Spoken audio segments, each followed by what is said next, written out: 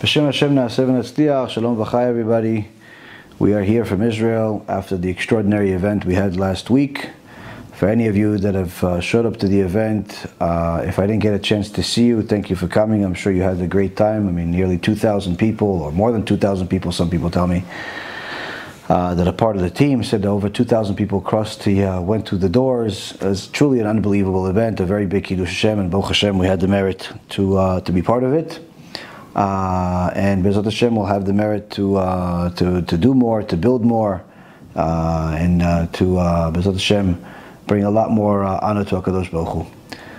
So we're here in Yerushalayim, and I wanted to say a few Divrei Torah, just something to keep the pulses pumping, and to בעזרת Hashem bring a little bit of contribution to the world, to make our lives worth living. We have our parasha, we have Parashat Vayetchanan, where everybody knows in the beginning of the parasha, Moshe Rabbeinu tells us that he begged the Kadosh Baruch Hu to let him in Eretz Yisrael, but Kadosh Baruch Hu simply told him no. And he actually says that V'yit'aber Adonai bi lema'anchem v'lo shama elai v'yomer Adonai elai rav lach al tosef daber elai od b'davar hazeh. That HaKadosh Baruch Hu told Moshe Rabbeinu that he became angry with him for your sake. And he did not listen to me, and Hashem said to me, it's too much for you, do not continue to speak to me further about this matter. So, first and foremost, we understand that HaKadosh Baruch Hu did not accept Moshe Rabbeinu's 515 prayers. And from there we learn that sometimes, even if you pray a lot, sometimes the answer is no. Why no? HaKadosh Baruch Hu has his reasons. Sometimes no because it's you don't deserve it. Sometimes it's no because you didn't pray enough. Sometimes no because it's bad for you. As we see here is one of the prime examples where Moshe Rabbeinu says that Hashem became angry with me. For your sake, he did not listen to me. What do you mean for your sake he did not listen to me? Why would he not listen to you for our sake, for Am Yisrael's sake? So Chamim explain that HaKadosh Baruch Hu made a deal with Moshe Rabbeinu that everything that he does, in essence, is going to be as if Hashem did it, where it becomes permanent. The 5 books of Moses, permanent. Our Holy Torah is permanent. Am Yisrael is permanent, and so on and so forth. So, one of the main reasons why Moshe Rabbeinu wanted to come to Eretz Yisrael is because he wanted to fulfill mitzvot, and primarily the one of building the Bet HaMikdash. He wanted to build the Bet HaMikdash. He didn't want to just come to Eretz Yisrael to go eat watermelon. So he wanted to fulfill the mitzvot that he cannot do by living in Eretz Yisrael. And we know this from the pasuk where it says, Ki lo ta'avor et הירדן הזה, hold on. It says,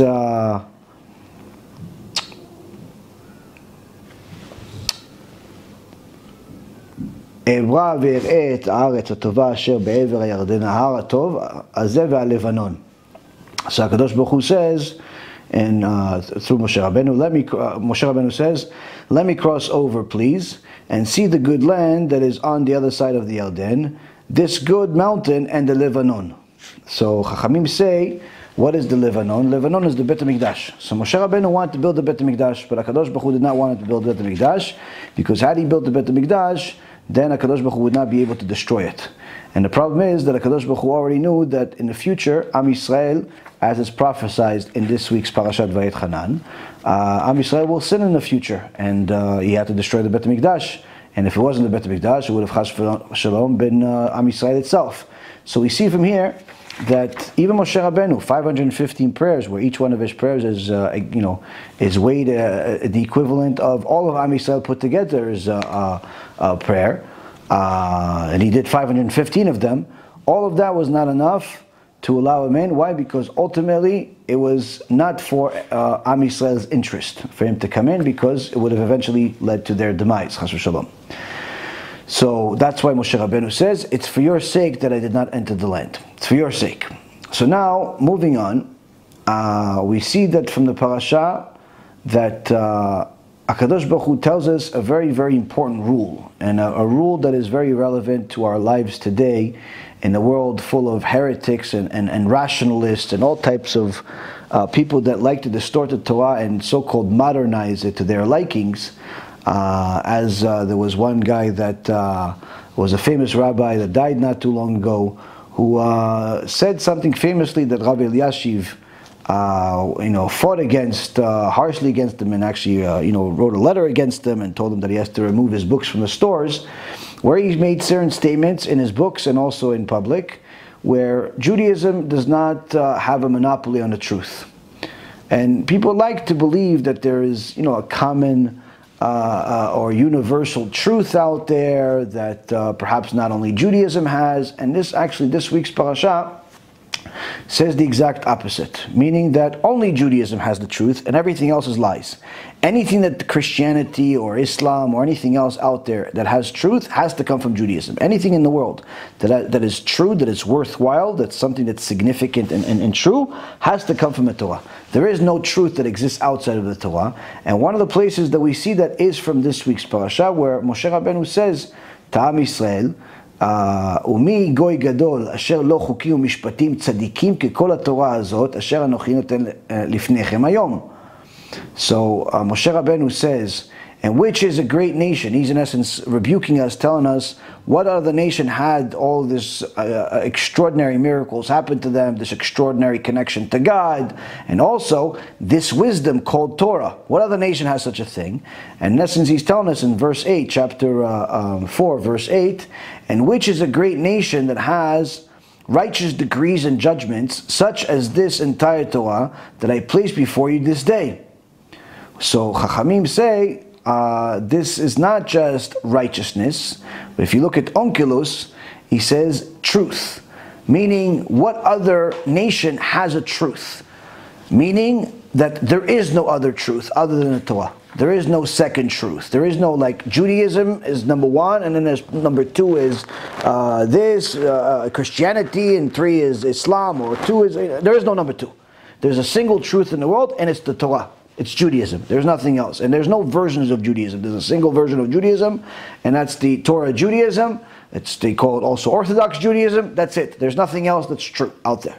So anyone out there that says that there is multiple truths out there or anything like that, that's 100% heresy, because there is no such thing. It's actually even against the 13 principles of faith. And hence the reason why Rabbi Eliashiv went against that person. Next thing that we want to learn is that there is a constant mention of idolatry, Baal Peor, in this week's parasha. And you always have to ask yourself, how is this relevant to me? What could I learn from this Baal Peor? I mean, what's it at? What could I do with this? So, first we have to understand that the obligation of Torah is not just to know that it exists, but also to learn it every single day.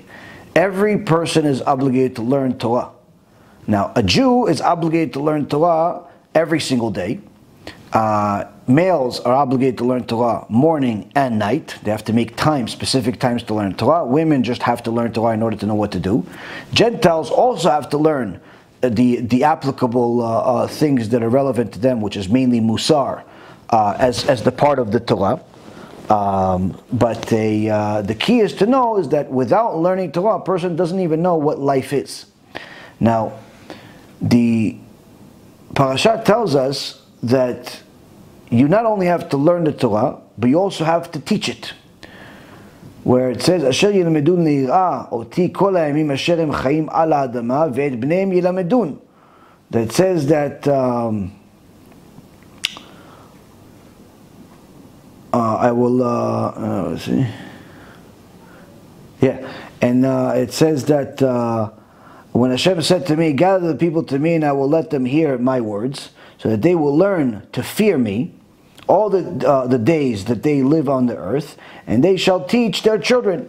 Meaning that a person needs to know that he not only has to learn Torah for his own sake to know what to do, but also to actually teach his children. He's responsible to teach his children.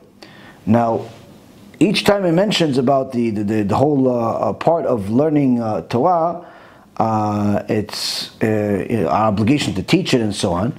It talks about how we have an obligation to protect our souls. That you should take great care for your souls. Now, interestingly enough, this protection of your souls is mentioned a couple of times in the parasha, and it says, take great care of your souls, for you did not see any likeness on the day Hashem spoke to you at Horeb. Horeb is another name for Mount Sinai, from the midst of the fire. Lest you act corruptly and make yourselves a carving, a likeness of any shape, a form of a male or a female, or a form of any animal that is on earth, a winged creature. The point is that he says that we have an obligation to take care of our souls, to protect our souls, lest we end up thinking that God has an image of a man, of a bird, or of anything, of some type of heavenly sphere. Don't think for a moment that that's what you saw at Mount Sinai. There was no image, there was no likeness of an image. God doesn't have an image, doesn't have likeness of an image. Okay, fine. But what does that have to do with protecting your soul? What does it have to do with with all of this? Simple. If a person learns Torah according to HaKadosh Baruch Hu's Torah, he's going to learn Torah with a constant fear of the Almighty. A constant fear of the Almighty, that the Almighty is not his friend, the Almighty is not a person, the Almighty is not limited, the Almighty doesn't need him, and constantly have a clear understanding of what their role is in the world as a servant versus what HaKadosh Baruch Hu's role is in the world as the master. But if a person doesn't have a clear understanding of what fear of the Almighty is, and he listens to all types of fools that call themselves rabbis and speakers and so on, that say you shouldn't be afraid of Hashem, and it's even a bad thing to be afraid of Hashem, and all types of stupidity like that, then in a matter of seconds he has turned himself into an idol worshipper. Why? Because the moment you minimize Hashem from what he is to something that you can comprehend, something that's human, something that has an image, something that has a limit, something that has a capacity that you could put together, if you will, something that you could even relate to in any way, that's when you've humanized God. And that's when you've turned into idolatry. So whether it's some of the Reshaim, wicked people that we've spoken against in the past, or it's new ones that are coming out of the woodworks, doesn't really make much of a difference. The keys to understand is that there is no understanding God. There's simply our learning of Torah is to understand our obligation in the world. And in order for us to understand our obligation in the world, we have to begin with learning Torah for the sake of fearing the Almighty. Now, you're going to say, wait, but why can't I just not fear the Almighty, but rather just love Him? Aren't I obligated to love Him too? Yes, you're obligated to love Him. But love cannot come without fear. How do we know? We'll give you a couple of sources to finalize the point in this shiur today. First, we have Onkelos. Onkelos says, "Ubikashte misham et Adonai Elohecha, umatzata ki tidreshenu b'kol levavecha u'b'kol nafshecha." Onkelos says on the verse in chapter 4, verse 39, "From there you will seek Hashem your God, and you will find Him, if you search after Him with all of your heart and with all of your soul." This is the prophecy that HaKadosh Baruch Hu tells us after, in the future time of Mashiach, meaning today. There's going to be a time when many people are going to go off, they're going to be intermarried, they're going to violate Shabbat, do all types of sins, go towards idolatry and so on, but there's going to be a spiritual awakening in the world. And people are going to start yearning for a meaning, a purpose to the world. They're going to look for a connection to God. And God says to us, Hashem tells to us, that once you actually start searching for me, I promise you'll find me. If you search for me with all of your heart and all of your soul. So on this particular verse, this very extraordinary verse that I've used in many of my lectures as one of the most paramount promises that you could ever have from HaKadosh Baruch Hu to Am Yisrael, that he says that if you truly look for Him, you'll find Him. On this verse, Onkelos says, what does it really mean? What does it really mean to seek God? What does it mean? Do you look for him behind a drawer? Do you look for him on YouTube videos? Do you look for him in books? What does it mean to seek God? If you look at the commentary, if you look at the translation by Onkelos, it says, from there you will seek to return to the fear of Hashem, your God. Meaning that seeking Hashem equals fear, seeking the fear of Hashem. I.e., meaning, total conclusion, there is no such thing as seeking Hashem if it's not seeking to fear Hashem. What kind of fear? Fear of punishment. Pure fear of punishment, not fear of the awe and the majesty, because a person that doesn't have a huge connection with a Kadosh Baruch Hu that's real, that is founded on the Torah itself, has no concept of what awe of Hashem is. The one person that we know that's a Kadosh Baruch Hu says, now I know you fear me, as far as awe of Hashem is Avraham Avinu, where he says, Atay yadati ki yireh Elokim ata, now I know that you fear me. Kadosh Baruch Hu says to Avraham Avinu after he stops him from slaughtering his own son, and that's awe of the Almighty. So fear of Hashem, as far as being fear of awe of the Almighty, that's not something you start with. That's the highest level of fear. The basic minimum is fear of punishment, fear of sickness, fear of losses, fear of death, fear of Gehenom, and so on and so forth. So, Onkelos, the basic, most paramount translation of the 5 books of Moses, says, what is seeking Hashem? Seeking Hashem means you're seeking to fear Hashem. Because that is a true connection to Hashem. Everything else is not. Now you're going to say, yeah, but my local Chabad guru told me otherwise. Little Santa Claus over there just had a video that says that you shouldn't have fear of the Almighty. It's not good for you. It's not this. It's not that. Let me tell you something, Rabotai. I'll have a chidush for you guys that's worth $1 million. Why? Because this chidush is going to show you how not only is this Santa Claus, Manis Friedman, not Chabad, but most Chabadniks today that say the same thing he does are also not Chabad. Why? Because Chabad is founded off of the teachings of the Tanya. More than anything else, even more than the Lubavitcher Rebbe, the Tanya is the foundation of Chabad. And the Tanya says, in section 1, in 41, and it says, the Tanya says the following: a Jew must always remember to keep in mind the main part of his servitude of Hashem, which is to fear and love Hashem, based on the verse in Tehillim that David HaMelech says, Sur mera ve'aseh tov, run from evil and do good. But know that you cannot entice one to do mitzvot purely from loving Hashem, as it's not enough and must enough to wake up the fear that is inside each Jew's heart of becoming an enemy of Hashem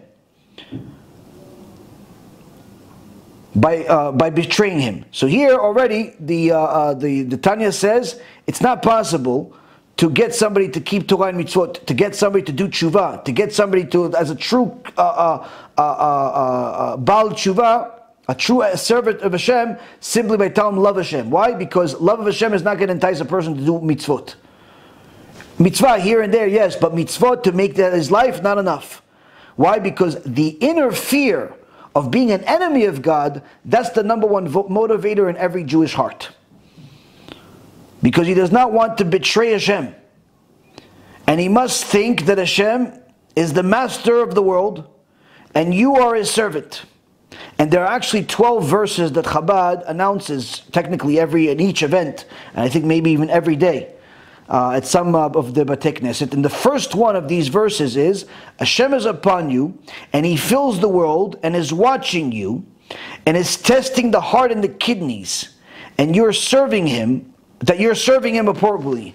In so many words, the first thing that a Jew is supposed to hear, if he's part of Chabad, is to say to himself that he knows that Hashem is monitoring him, monitoring everything he does, watching every single thing he does, evaluating even his kidneys and his heart and his feelings and his thought to make sure that he's serving him the right way. What does it mean, serving him the right way? Serving him where he has to have fear. That's what Tanya is writing. That he has to have fear when he's serving Hashem, because he's next to the master of the world. Not just believes in the master of the world, but he's next to the master of the world at all times. He's next to the master of the world, and this is something that he must delve into at all times. As a side note, the Rebbe, the Lubavitcher Rebbe, instituted this particular thing that I'm saying to you as one of the things that every boy in Chabad has to remember. And the Tanya finalizes and says the following: and if he still doesn't fear Hashem, he goes to B'Knesset, he puts on tefillin, he does whatever he does, but he still doesn't fear Hashem. So long as he continues to serve him, he's at least on the right path to get there. But if he's only serving Hashem out of love, then he's not doing well at all, because a servant is serving a master out of fear. So, in so many words, what the Baal Tanya is saying is exactly what we've been saying for many, many years. Baruch Shekivanu, that if a person is trying to serve Hashem the right way, fear Hashem, fear the Almighty, learn about Yirאת Shamayim, chapter 6, verse 13 in this week's parasha talks about fear of Hashem. Incidentally, B'siyat Dishmaya, it's also the verse that is 613 mitzvot. There is plenty of times in the week's parasha talks about fear of Hashem. The whole Torah talks about fear of Hashem literally 100 times more than it talks about loving Hashem, because the foundation of connection to Hashem is fear of the Almighty, fear of Gehenom, fear of punishment, and you build on it to do other things also. But fear is always present if you have a true connection to Hashem. And the Baal Tanya says that if a person is trying to get there but still not there, as long as he's trying, he's still on the right path, eventually he's going to get there. But if he's deluding himself that fear is bad, like this man is Santa Claus thinks, or some of the other people say, that fear is not good, Gehenom is not good, scaring people is not good, all types of mumbo jumbo that their philosopher heads are creating, the Baal Tanya, the head of Chabad, one of the greatest Hasidim in history, says someone that thinks they could purely just love Hashem is not doing anything at all. It's not serving Hashem, serving something else. Why? Because there is no such thing as a servant that's not afraid of his master. No such thing. And this is pure logic. You could even call it rational. And Be'ezrat Hashem, it's emet. Yiratzon, that each and every single one of the people that ever listened to that mumbo jumbo that's distorting the true Torah of Am Yisrael will listen to these holy words and do tshuva, get closer to HaKadosh Baruch Hu, and serve Him as HaKadosh Baruch Hu tells us to serve Him. And Be'ezrat Hashem, we will all have a Shabbat Shalom. Kol Tov.